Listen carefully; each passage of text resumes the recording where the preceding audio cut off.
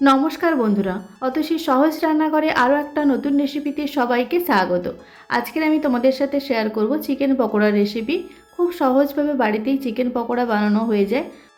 বাড়িতে থাকা সমস্ত উপকরণ দিয়ে আজকের আমি এই চিকেন পকোড়াটা তোমাদের সাথে শেয়ার করছি।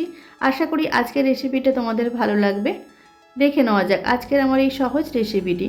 প্রথমে আমি 300 গ্রাম বোনলেস চিকেন খুব ভালো করে ধুয়ে পরিষ্কার করে নিয়েছি। এখন আমি দিয়ে দেবো স্বাদ মতো লবণ, আর দিয়ে দেবো হাফ চামচ কাশ্মীরি লঙ্কার গুঁড়ো, হাফ চামচ দিয়ে দেবো ঝালের জন্য লাল লঙ্কার গুঁড়ো, হাফ চামচ জিরে গুঁড়ো, আর দিয়ে দেবো হাফ চামচ ধনে গুঁড়ো, হাফ চামচ আমি দিয়ে দেবো চাট মশলা,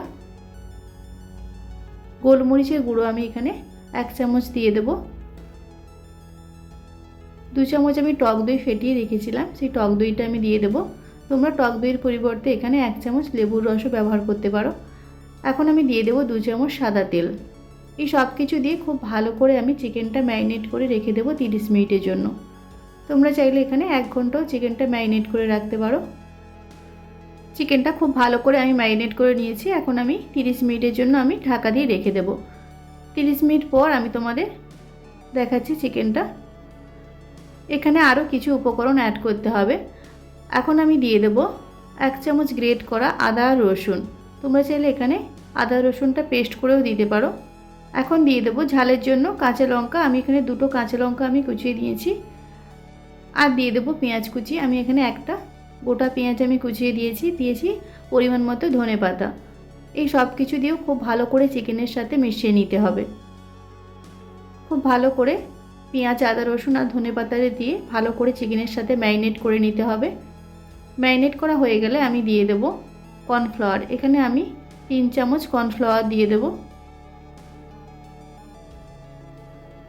আর দিয়ে দেবো 1 চামচ চালের গুঁড়ি আর 1 চামচ ময়দা। চালের গুঁড়ি আর ময়দাটা দিলে চিকেন পকোড়াটা ভীষণ মুচমুচে হবে, উপর থেকে একদম মুচমুচে হবে, ভেতরটা সফট হবে। এই সব কিছু দিয়ে খুব ভালো করে ম্যারিনেট করে নেবো চিকেনটা। হাত দিয়ে করলে চিকেন ম্যারিনেটটা খুব ভালো হয়, তাই আমি হাত দিয়ে খুব ভালো করে সব কিছু ম্যারিনেট করে নিয়েছি। এখন ভাজার জন্য গ্যাসে আমি একটা কড়াই বসিয়ে দিয়েছি আর দিয়েছি সাদা তেল। তেলটা আমি খুব ভালো করে গরম করে নিয়েছি। তারপর মিডিয়াম ফ্লেমে রেখে একটা একটা চিকেন পকোড়াগুলো দিয়ে দিতে হবে। লো টু মিডিয়াম ফ্লেমে চিকেন পকোড়াগুলো ভাজতে হবে। হাই ফ্লেমে দিলে চিকেনটা খুব তাড়াতাড়ি উপর থেকে পুড়ে যাবে, ভেতরটা কাঁচা থেকে যাবে। তাই লো টু মিডিয়াম ফ্লেমে রেখে চিকেন পকোড়াগুলো ভেজে নিতে হবে। এক সাইড লাল লাল হয়ে গেলে অপর সাইডটা উল্টে দিতে হবে।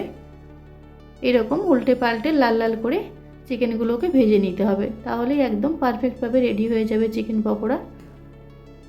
তাহলে তোমরা দেখতেই পেলে কত সহজভাবে বাড়িতে চিকেন পকোড়া বানানো হয়ে যায়। বাড়ির বাচ্চা থেকে বড় সকলে ভীষণ পছন্দ করবে।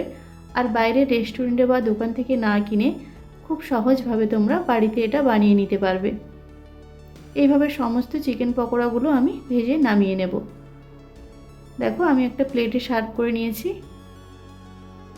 আর এই চিকেন পকোড়াগুলো খেতে ভীষণ ভালো হয়। সন্ধ্যেবেলা কফি বা চায়ের সাথে চিকেন পকোড়া তোমরা সার্ভ করতে পারো, বা বাড়িতে কোনো গেস্ট আসলে খুব সহজভাবে এই চিকেন পকোড়া তোমরা বানিয়ে সার্ভ করতে পারো। আর এটা বানানো কতটা সহজ তোমরা ভিডিওতে দেখে বুঝতেই পারলে।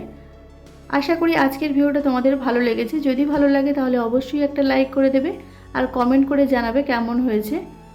আমার রেসিপিগুলো যদি তোমাদের ভালো লাগে তাহলে অবশ্যই আমার চ্যানেলটিকে সাবস্ক্রাইব করে পাশে থাকা বেল আইকনটি প্রেস করে অল অপশানে ক্লিক করে দেবে। তাহলে যখন আমি নতুন কোনো ভিডিও আপলোড করব সবার প্রথম তোমাদের কাছে নোটিফিকেশান পৌঁছে যাবে। আজকের ভিডিওটা এই পর্যন্ত। নেক্সট কোনো ভিডিওতে তোমাদের সাথে আবার দেখা হচ্ছে নতুন কোনো একটা রেসিপি নিয়ে। ততক্ষণে তোমরা ভালো থেকো, সুস্থ থেকো। ধন্যবাদ।